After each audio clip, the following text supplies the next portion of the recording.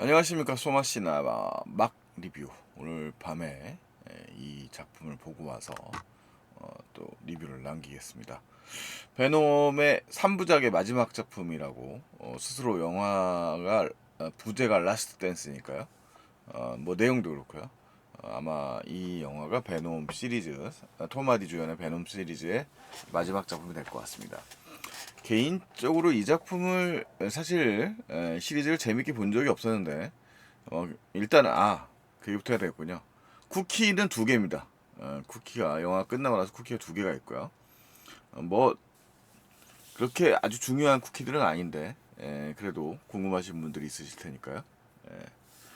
네, 뭐 참고로 마지막에 앤디 크리트 쿠키는 나가면 사람들이 뭐라고 하더라고요. 뭐 쿠키들이 되게 그렇습니다만. 자, 어쨌든 간에 쿠키가 두 개고, 그 다음에 3부작 중에서 제 개인적으로는 제일 나았습니다. 제일 즐겁게 본 영화였습니다. 기대치가 내려가서 그랬을까요? 자, 어쨌든 좀 얘기를 해보죠. 베놈의 감독은 그동안 베놈 시리즈의 각본을 맡아왔던 켈리 마르셀입니다. 켈리 마르셀은 베놈의 1편, 2편, 3편 모두의 각본을 참여했고요. 그 다음에 크루엘라 제일 잘 쓴 각본이네요. 제가 본 영화 중에는.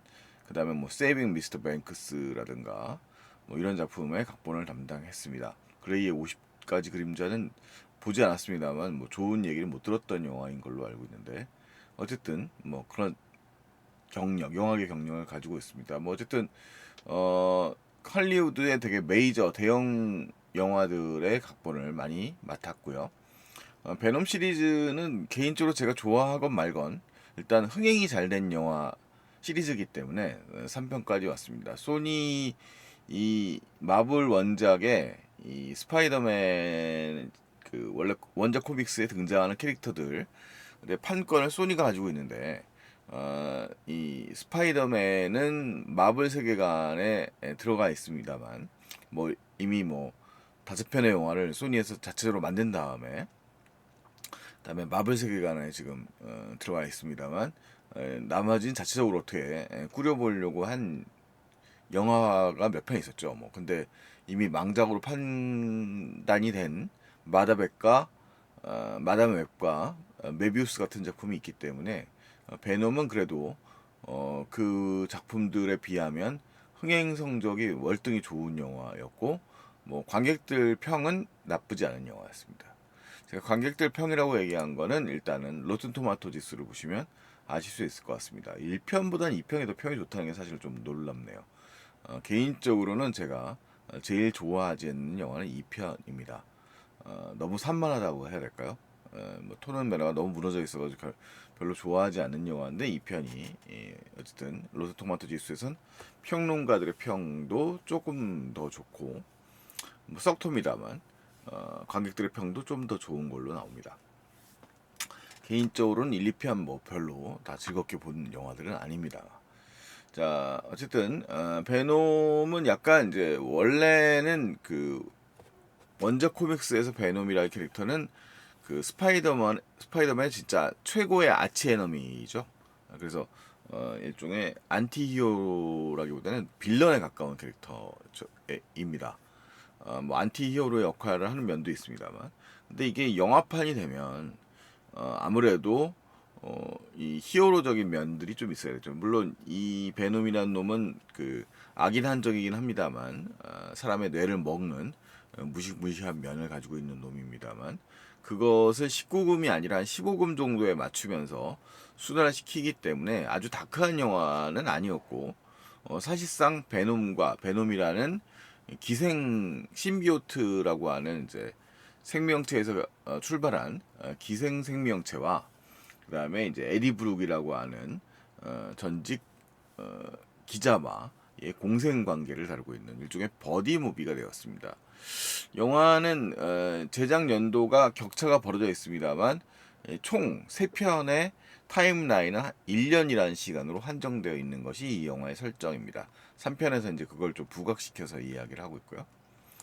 자, 그 다음에 이제 이 영화의 등장인물 캐릭터 중에 이제 주연인 에디 브룩과 베놈의 공생관계는 전편에서 이어지고 있습니다. 그래서 영화의 시작 지점에서 에디 브룩과 베놈은 전편에 나왔던 마지막 장면이었던 멕시코에 있는 걸로 등장을 합니다.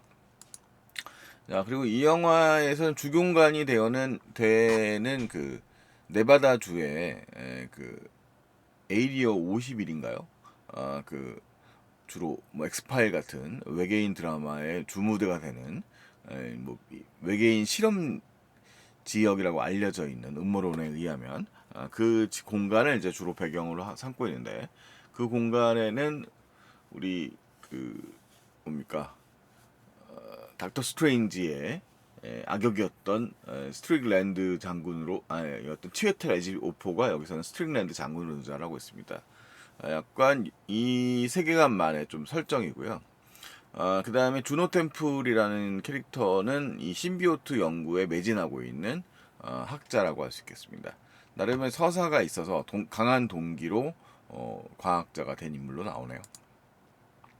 그 다음에 전편에서 거의 죽다시피 한 패트릭 멀리건이 톡신이라는 이 베놈 세계관에 나오는 또 다른 신비오트 기반의 생명체로 등장하는데 사실은 이제 메인 빌런은 톡신으로 많이 알려져 있습니다만 널이라고 해서 뭐 제가 코믹스에 정통한 건 아닙니다만 정보 찾기를 좀 해보니까 아주 그 우주적인 이 신비오트의 창조자이자 거의 우주적인 빌런이더라고요. 근데 이 영화에서는 널은 직접 등장하지 않고 널은 지금 신비오트에 감금되어 있고 그 일종의 열쇠 키가 될 수 있는 물건을 베놈이 갖고 있기 때문에 이 베놈 신비오트 제거 킬러 킬러라고 할 수 있는 괴물 제노페이지를 보낸 걸로 설정돼 있어서 이 영화에서는 이 베놈이 제노페이지와 페이지에 맞서 싸웁니다. 그러니까 제노페이지가 사실상 그 불사의 생명체 같은 그런 존재이기 때문에 사실은 이제 상당히 어려움이 있겠죠. 자, 뭐 사실은 뭐 밸런스상 이 신비오트라고 하는 존재가 일종의 액체성을 가지고 있는 존재라서 이 밸런스를 좀 많이 낮춰놔야 되는 상황이 이 베놈 시리즈에서는 좀 두드러진 면이 있습니다. 자, 그래서 제노페이지는 좀 더 무시무시한 존재고요. 영화의 시작은 마치 이제 마블 시리즈에서 이 저기 어벤져스에 등장하기 전에 타노스처럼 이 신비오트를 창조했지만 신비오트의 막강한 힘에, 그러니까 이 널이라는 존재는 이 영화의 설명에 의하면 이 우주 생성 이전의 존재라고 할 수 있는 뭐 그런 뭐 엄청난 차원의 무시무시한 존재로 등장합니다. 그리고 이 존재는 우주를 파괴하려고 하는 거라는 설정입니다. 그래서 직접 검화를 하면 일단 일이 너무 커지기 때문에 일단은 현재는 갇혀 있는 상태고, 그 갇혀 있는 것을 풀기 위한 키를 찾고 있는 건데 그걸 마치 베놈이 갖고 있다는 설정입니다. 그래서 영화의 첫 시작은 이 널의 등장을 설명해 드리겠습니다. 목소리 연기라든가 이런 거는 아마 모션 피처 이런 거는 2편의 감독이었던 앤디 서키스가 담당하고 있습니다. 목소리와 일종의 그 뭐죠? 모션 캡처 연기죠. 이런 걸 하고 있고, 영화의 시작은 일단은 뭐부터 시작하냐면 이거는 이 베놈의 세계관이라고 하는 건 그 멀티버스의 세계관과 상관이 없다는 농담 비슷한 이야기로 시작을 합니다. 그러니까 멕시코의 한 바에서 이 행패를 부리던 이 베놈과 에디 브룩이 바텐더를 두고서 분립 현상과 타노스에 대한 얘기를 듣다가 다시 자기 공간으로 돌아오게 돼요. 그러니까 멀티버스의 다른 공간으로 오는 거니까 이 공간은 타노스나 마블 세계관 다른 공간이다라는 것을 좀 구분해서 이야기하고 있고요. 그래서 영화의 전체적인 설정은 그동안 좀 떡밥을 뿌려왔죠. 뭐 스파이더맨이라든가 이런 설정들을 포기하는 것을 이야기하는 겁니다. 말하자면. 그래서 영화는 그동안 일을 벌려왔던 에디 브룩과 베놈의 버디 무비의 종극을 이야기하고 있습니다. 그러니까 신비오트의 이제 2편에서는 카니지랑 붙었었고요. 2편에서도 같은 동종의 신비오트 빌런과 싸웠었죠. 그런 설정을 갖다가 이제 다시 가지고 오고 그 이야기를 마무리 짓는 스토리로 나아가게 됩니다.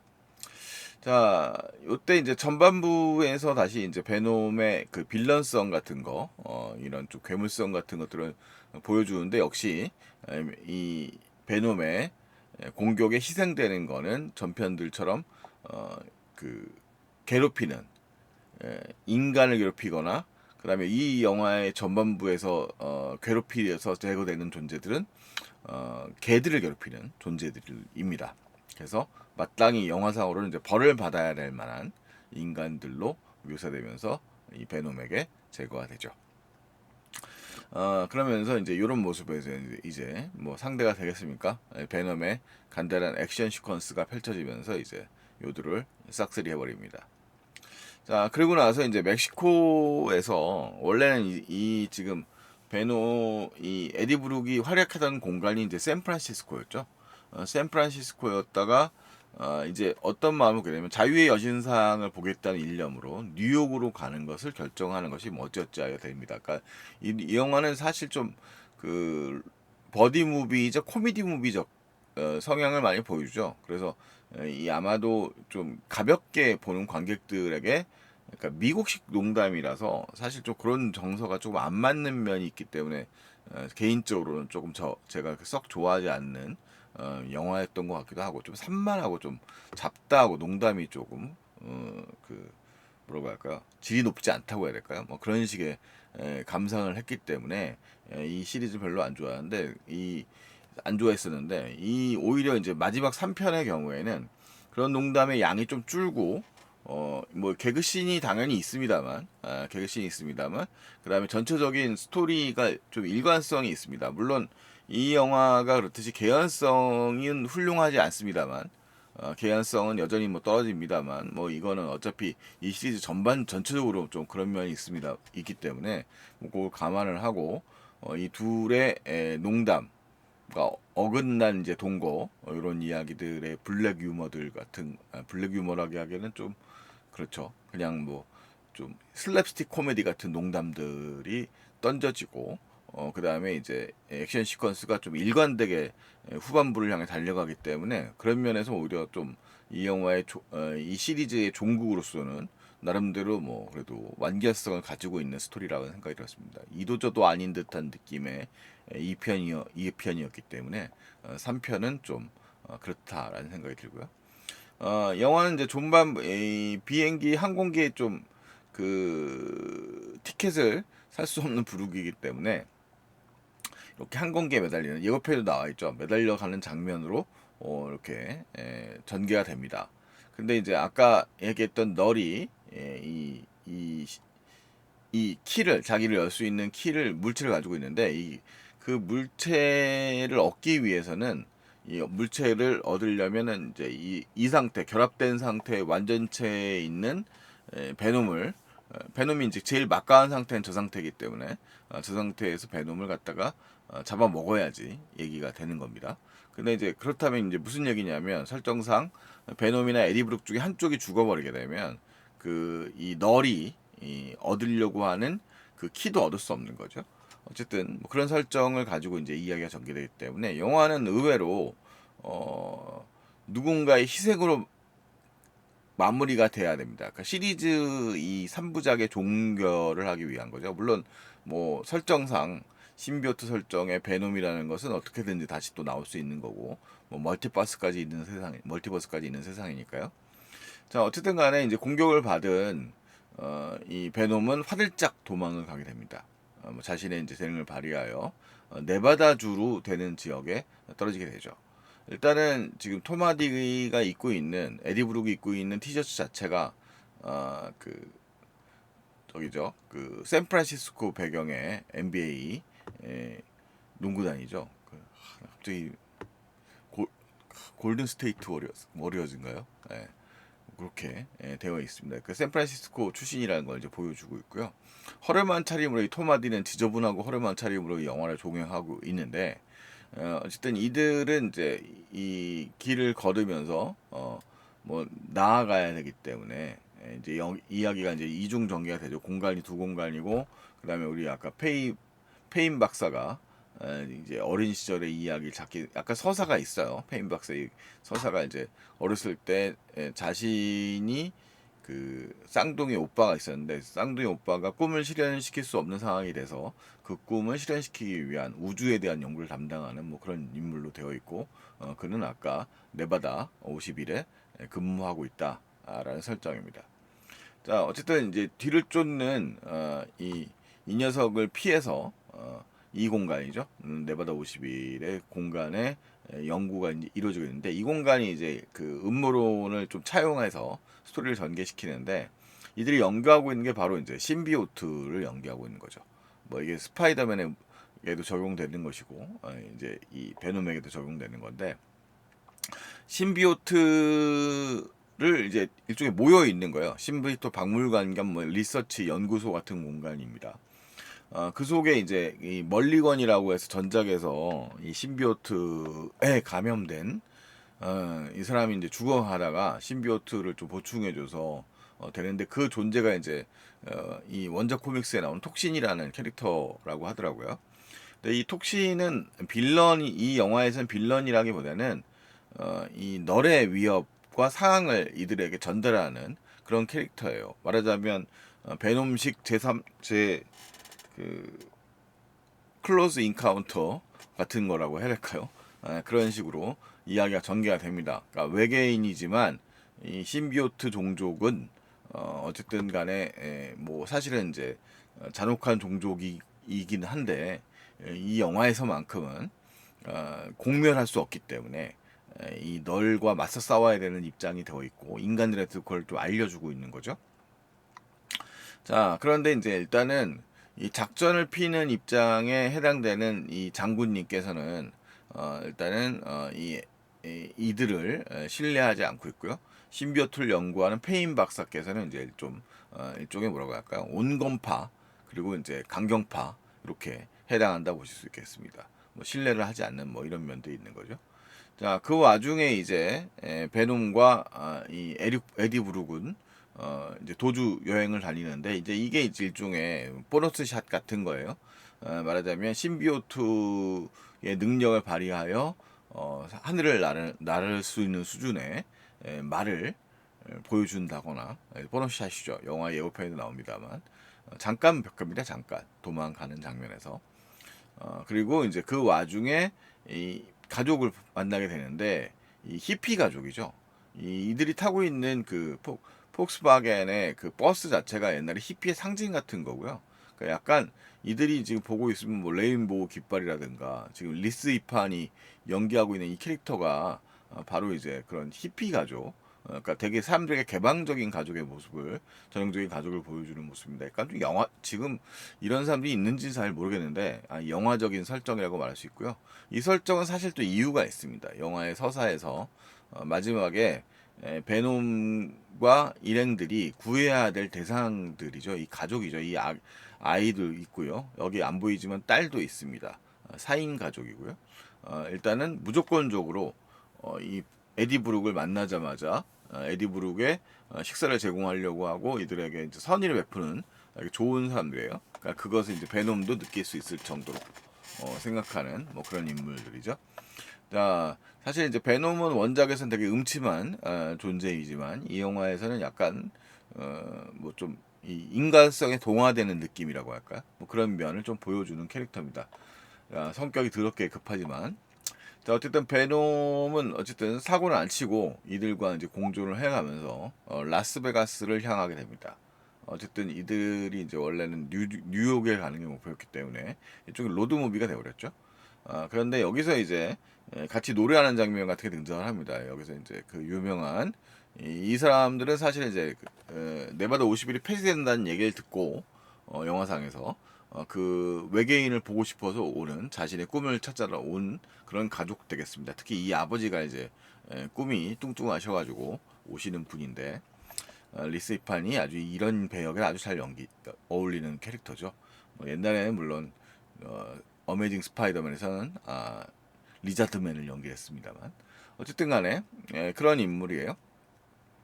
여기서 이제 데이비드 보위의 그 유명한 스페이스 어디티를 같이 가족이 노래하는 장면이 나옵니다. 그래서 되게 까칠해 보였던 딸도 이 가족에서는 그 노래를 부르면서 아버지의 꿈을 응원하는 뭐 그런 모습을 보여주는 뭐 아주 이상적인 가족이죠. 이상적인 히피 가족이죠. 자, 그리고 이제 그 라스베가스 시퀀스가 시작이 되는데 라스베가스 시퀀스도 사실 그 저기 일종의 개그 서비스 같은 거예요. 그래서 이 베놈 시리즈가 이 평론가들로부터는 좀 톤앤 매너가 좀 무너져 있는 영화라서 그렇게 인기가 없습니다만 일반 대중관객들한테는 이런 좀 과격한 개그씬 같은 게 사실 좀 인기가 좀 있는 거죠. 그냥 그래서 뭐 이렇게 뭐 원작 시리즈의 뭐 재현이나 이런 밸런스를 생각하지 않는 관객들 입장에서는 이런 농담 장면들을 사실 또 되게 꽤 좋아하는 거 아닐까라는 생각을 하는데 뭐 이건 뭐 또 보신 분들마다 다를 수도 있어서 제가 모르겠습니다. 자, 어쨌든 베놈 라스트 댄스에서 이제 라스베가스 시퀀스가 등장을 하고 똑보는 샷이 계속 이어져요. 그러니까 이 라스베가스 장면 자체가 베놈과 이제 그 이상한 동거를 하고 있는 에디 브룩과의 그런 이야기죠. 베놈이 지멋대로 하는 행동 장면 같은 거, 뭐 슬롯머신 땡기는 장면도 나오고 전작 1, 2편에 모두 등장했던 자파상 주인 첸 부인이 또 등장을 해서 댄싱 퀸에 맞춰서 이 베놈과 춤을 추는 댄스 장면 같은 것도 등장을 합니다. 좀 뭐 영화에서 어떤 분들은 뭐 발리우드 시퀀스라고 이렇게 하기도 하는데 뭐 그렇게까지 요란하게 펼쳐지는 않지만 뭐 그런 장면도 등장을 하면서 이제 하지만 뭐 이들의 또 춤파는 역시 공격을 받게 되는 거고요. 영화는 계속 중간중간 예고를 합니다. 그러니까 이 둘의 이 시리즈 3부작의 끝이 이제 끝날 때가 돼간다는 것을 이제 설명을 하는데 은근히 또 미운 정도 정이라고 이 설득력을 가져요. 이 친구들에게 나름대로 과격하지만 그동안의 추억들이 많이 쌓여 있었지 세 편의 영화를 통해서 그런 생각이 들더라고요. 자, 영화는 어쨌든 간에 이제 어쨌든 베놈과 에디 브룩은 양자에 쫓기게 되는 거죠. 베놈의 신비오트의 그 키를 찾으러 온 외계 생명체에게 무시무시한 외계 생명체 쫓기는 동시에 이 신비오트 채집을 하고 있는 군 특수부대에게 쫓기게 됩니다.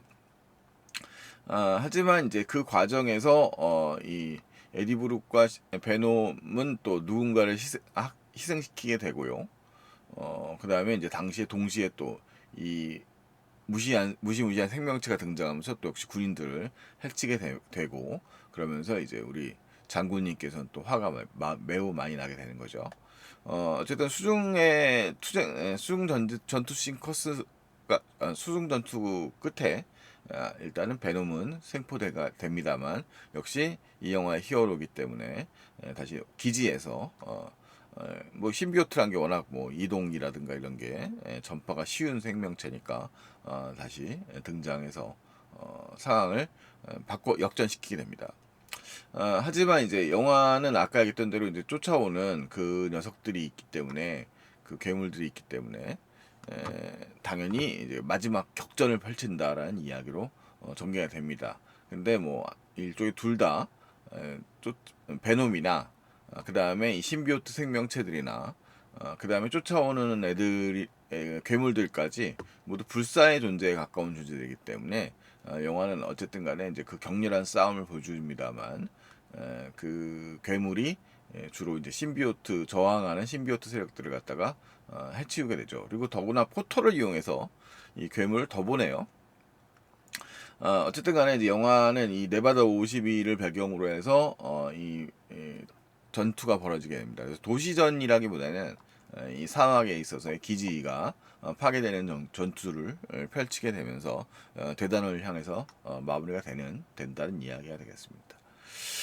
영화는 전체적으로 어떻게 보면 좀 강요에 가까운 정서일 수도 있겠습니다만 나름대로 아까 얘기했던 가족 서사 가족 희생자의 위치에 처하 있는 잘못하면 민간인 사실 거기서 좀 개연성이 없긴 해요. 그 민간인 가족들이 뻥 뚫린 그 개구멍을 통해 가지고 이 네바다 51의 이 구경을 본격적으로 들어오게 되면서 이 상황과 엮이게 되거든요.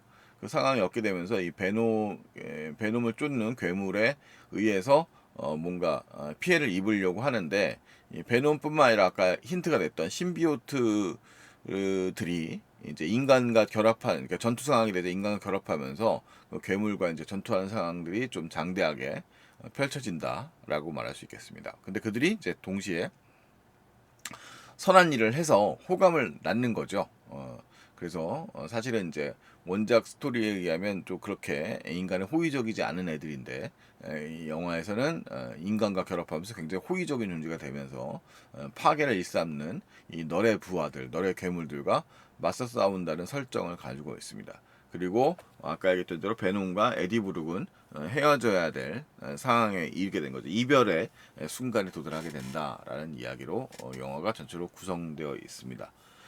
전체적으로 이 영화는 생각보다 이제 전작들에 비하면 좀 가벼움이 좀 덜어졌어요. 그러니까 어차피 영화는 대단원을 향해서 가야 되고 에디 브룩과 베놈은 헤어져야 되는 상황이기 때문에 그런 이제 나름의 핍진성을 만들기 위해서 사실은 이제 그런 좀 치열한 전투 양상들이 펼쳐지고 그 다음에 누군가는 선택을 해야 되는 거죠. 그런 뭐 결말까지 이르게 된다라는 이야기로 가고 있습니다. 그래서 나름 뭐 시작과 끝이 좀 뚜렷할 거예요. 한 편의 영화로 봤을 때. 이 둘의 버디 무비적인 성향들이 전체적으로 중반부까지 전개된 다음에 후반부가 되면 이제 본격적인 전투 시퀀스들과 그다음에 연합 세력들이 이제 확 나눠지게 되는 거죠. 외계로부터 날라온 일종의 괴물들, 몬스터들과 인간과 이제 신비오트의 힘을 비는 인간들, 그다음에 신비오트 세력들까지 해서 베놈까지 해서 이제 맞서 싸우게 된다는 이야기로 전체적으로 전투 양상을 펼치게 되고 그 싸움의 끝에는 이 누군가의 희생이 필요하다는 이야기가 전개가 됩니다. 그래서 나름 집중력이 영화의 스토리가 그 하나의 결말을 향해서 진행되고 있는 거라서 뭔가 몰입도가 좀 더 높았다고 할까요? 그러니까 그 전작들이 좀 뭔가 산만스러운 영화들이었다는 전 생각이 들었는데 나름대로 뭐 그 타당한 스토리 전개가 이루어져 가지고 제가 봤을 때는 3편의 영화 중에서 가장 집중해서 본 영화가 이 작품이 아니었나라는 생각이 듭니다. 물론 이제 뭐 이 작품은 베놈 시리즈 자체가 뭐 우리가 소위 말하는 그 슈퍼히어로 계열의 무비들 중에서 높게 평가를 받았던 영화들은 아니었기 때문에 뭐 좋아하는 분들은 많긴 했고 흥행도 했지만 뭐 사실 이 영화를 보면서 뭐 가벼운 팝콘 무비 이상으로 생각하는 사람들은 거의 없었다는 생각이 들거든요. 뭐 이 작품도 어차피 기본적으로는 뭐 그런 무게감이 있는 영화는 아니지만 어쨌든 나름의 이 시리즈의 톤을 유지하고 뭐 그 마무리하는 단 측면에서는 뭐 적절한 결말이 아니었나라는 생각이 듭니다. 그래서 뭐 어쨌든 이 베놈 시리즈를 좀 잘 보셨던 분들이라든가 이런 분들은 뭐 이 영화의 3편을 보시는데도 뭐 크게 무리가 없지 않을까라는 생각이 드네요. 뭐 그럼 이별을 맞이했지만 뭐 베놈이 또 어떤 형태로든 간에 다시 등장할 것 같다는 생각이 들기 때문에 뭐 그렇게 완전히 끝이라는 생각까지 들지 않더라고요. 뭔가 리뉴얼 되거나 뭔가 다시 다른 형태로 나타나지 않을까? 우리는 더 이상 이제 톰 하디 주연의 베놈을 만나지 못할 뿐이지 그렇지 않을까라는 생각을 하게 됩니다. 자, 어쨌든 베놈 라스트 댄스를 뭐 보고 와서 이야기를 좀 했고요. 개인적으로는 뭐 그런 아까 데이비드 보이의 노래라든가 그다음에 예고편에 나오는 캣 스티븐스의 노래라든가 그다음에 뭐 댄싱 퀸 버전이라든가 뭐 그런 음악들이 좀 흥을 돋구는 역할들을 많이 해서 약간 좀 뮤지컬적인 면들도 좀 더 두드러진 면이 있었던 라는 생각이 들어요. 어쨌든 뭐 그렇게 뭐 전 나름대로 즐겁게 본 영화였습니다. 베놈 시리즈 중에서 제일 좋아했던 영화다라는 생각이 드는 거죠. 네, 이상 마치겠습니다. 다음에 또 다른 영화를 통해서 말씀드리러 오겠습니다. 안녕히 계십시오.